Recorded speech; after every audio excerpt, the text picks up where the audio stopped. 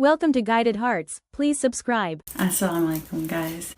I wanted to talk about how I became Muslim, and I've been debating whether to make this video or not. I don't know how people are going to respond to it. I feel like it's a long story, like it might be confusing, so I've just been fighting back and forth whether to make it or not. So I finally asked my husband what he thought, and he thought it would be a good idea, so here I am making this video. So to start off, I wanted to talk about how I first became introduced to Islam. So I'm originally from Colombia, South America. Whenever I was 8 years old, my parents moved here to America. And for a while we lived in New Jersey. That was like a quick phase of our lives. And eventually we decided to move here to the South where we live now. And when we first moved here, I was trying to learn English and adapt to be in this environment. We were raised in a Catholic home, my brother and I, and we'd go to church regularly, and we went to Catholic private schools in Colombia, so it was very accustomed to that lifestyle of having your religion around you. Anyway, we moved here, we went to public school, and everything was fine. I was learning English. At this time, I was about 10 years old now, and the ESOL program at the school, which is English as a Second Language, hosted a summer program called Splash. So the summer program was only for foreign students, and me being a foreign student and my brother also, we attended this this program, and it was a summer camp, and it was a lot of fun. But this summer camp, I made my first best friend, and she happened to be Muslim, and that's how I got introduced to Islam for the first time. I wasn't introduced to it in an aspect of like everything in depth or anything. I was just introduced to the religion for the first time, like, hey, I'm Muslim, like we wear headscarves kind of thing, like just like very basic, and that was it. Like, I was only 10. I didn't ask more questions. I didn't care to ask more questions. I'm just a kid. I just wanted to play. So I lost contact with my best friend for the summer, and I was devastated because she was such a nice person, and I still think about her sometimes. but I thought I'd never meet someone like her again. So that was that, and it was over. Once that summer was over, my parents decided to move to a different part of the city. And when we did, my first day of school, I was introduced to another Muslim girl, and I was now in 5th grade. So I was either 10 or 11 years old still, and she became my closest friend. And I still know her to this day. For years and years, we were close. She was my best friend. And with her being Muslim, I grew up from the age of 10 to when I converted at, later on in life. I grew up around her in her household. Like, I was always at her house. I always saw her, her sisters and everybody praying. So it was something natural in a sense of I wasn't taking a second look and being like, who are these people? What are they doing? Just because I was exposed to it at such an early age. So although I was exposed to this, I asked little questions. Like, I knew that they believed in Jesus, peace be upon him, and just small things, like not too much in depth about the religion, but just about modesty. And I was a kid, so I didn't ask too many questions.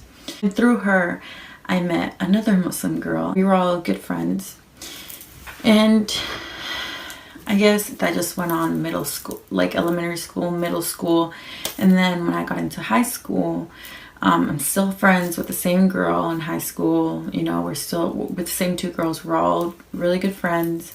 And at some point, my 9th grade year, I met this Muslim boy. And I met him in my French class. Didn't know he was Muslim. I just met him, he was a friend, everything, you know. I saw him in class sometimes, and that was as far as it went.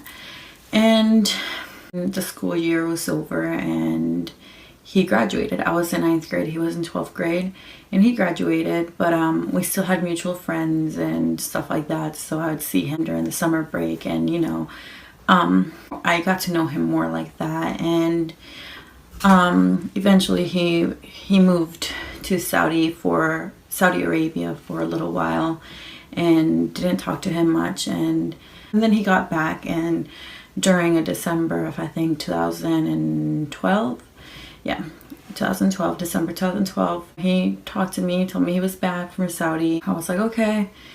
So we hung out, and through him I started liking him, and more questions arose in me of what is Islam. He never spoke to me about it, like he was never pushing it to me. He would tell me he was Muslim, and that was it. He was never like, oh, like, you know, like trying to like convert me or anything like that.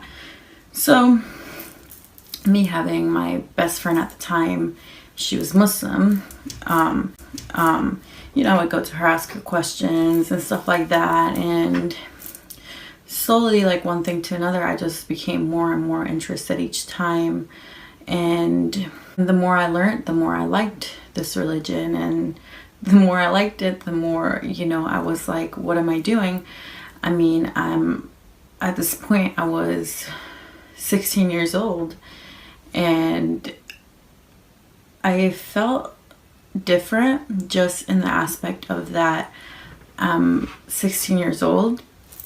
I'm exploring this new thing, but it wasn't so new because I already knew it from growing up around my best friend. But now I'm seeing everything inside of it, and everything's making sense, because around this time also I was going through like a debate in my head where I was like, oh, like, I don't know if God is real. I don't know. What I've been learning my whole life, like if it's true, you know, like Jesus and God and the Holy Spirit and like all of this one, and nothing ever made sense. I went to a Christian youth group and everything like that, and like it just, nothing ever made sense.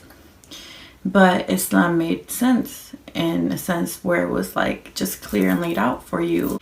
It was just so beautiful and clear to me that like I just wanted to learn more.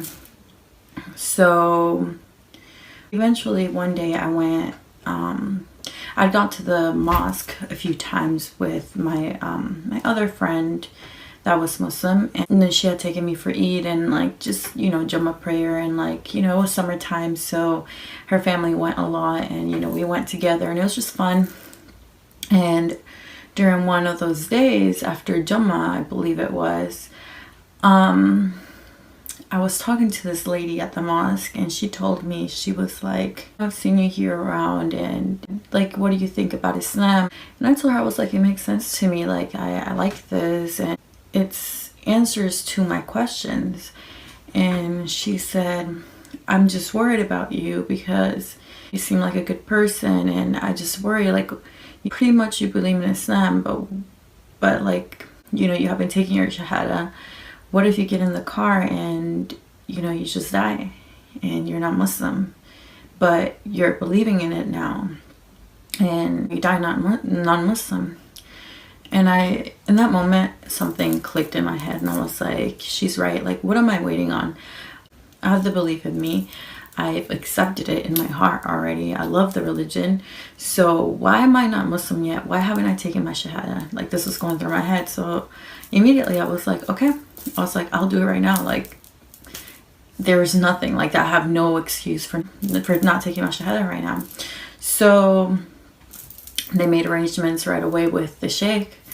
And like 15 minutes later, we were in the musalla, and I was taking my Shahada. And it was a very beautiful moment. So during this time, I had, you know, still been talking to my guy friend that was Muslim. I texted him, I was like, yeah, I just took my Shahada and all this stuff. And he was surprised, and that I had done this. And so like during this process, like we had, developed feelings for each other, and we had talked about it. And at this point we were like, okay, well, he was 18 at the time, I was 16 at the time. We were like, why don't we just get married? Like that way, we're in a halal relationship, and we're husband and wife. And honestly, if I'm not wrong, I think it was my idea at first. And we just like, we had been maybe like talking for maybe like 5 months or less whenever this happened. And we made arrangements and everything, and we got married a few months later. But that's beside the point of my Revert story. But the point of this story is, aside of all the confusion, I don't know if I just confused you guys, of all these friends that I had, and all of this stuff.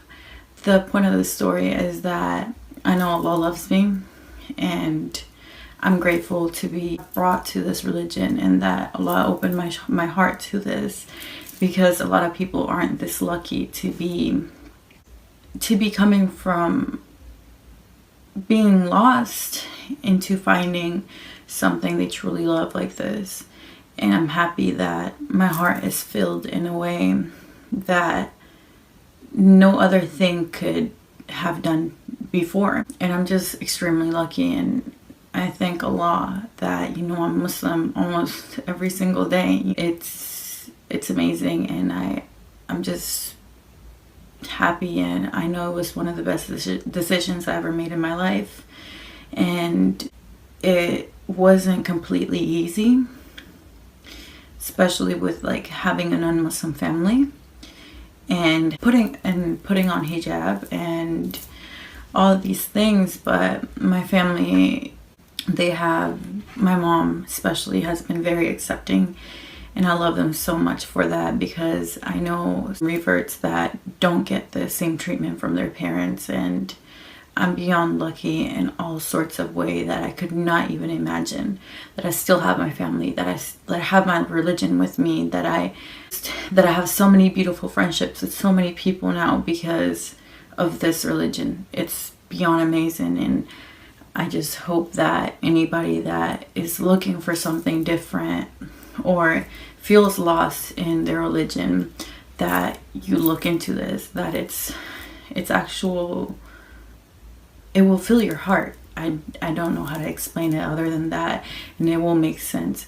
There's not a single moment in my journey now. I am 22 years old, and I converted when I was 16. So that is 6 years that I haven't been confused at all during anything about my religion. And all my questions that I've ever had have been answered. Not only are they answered, but there is a hadith, a narration. There's something to back it up. It's not just someone talking just because, oh, like this is the answer to that. It's someone coming with facts. And that's one thing I love about Islam, is that it's not just someone making up things or just saying what they think this might mean or this is. It's the fact that everything is logical and makes sense, and there's not a second where you doubt what they're saying and what the religion is about. And that's just beautiful. And I hope I didn't talk too much and didn't make sense at some points, but I just wanted to share how grateful I am and how lucky I am to have come to this religion that I love so much right now. And there's so much that we owe to Allah, and inshallah, we're of the lucky ones to go to Jannah. But I think I'm done just blabbing my mouth, and I don't know if I left anything out, honestly, but I'm just extremely thankful, and that's about it. All right, guys, I love you guys. My beloved brothers and sisters, when you give dawah to non-Muslims, your character and conduct are your strongest message. Being honest, patient, kind, and respectful shows the true beauty of Islam. Many people are not moved by arguments, but they are deeply touched when they see good manners, sincerity, and humility in a Muslim's behavior. Treat everyone with compassion, even when you disagree. Listen more than you speak. Help others without expecting anything back, and stay calm in difficult moments. When non-Muslims see that Islam makes a person gentle, trustworthy, and fair, they begin to feel curious about the faith that shapes such character. Islam teaches mercy, justice, and care for all people.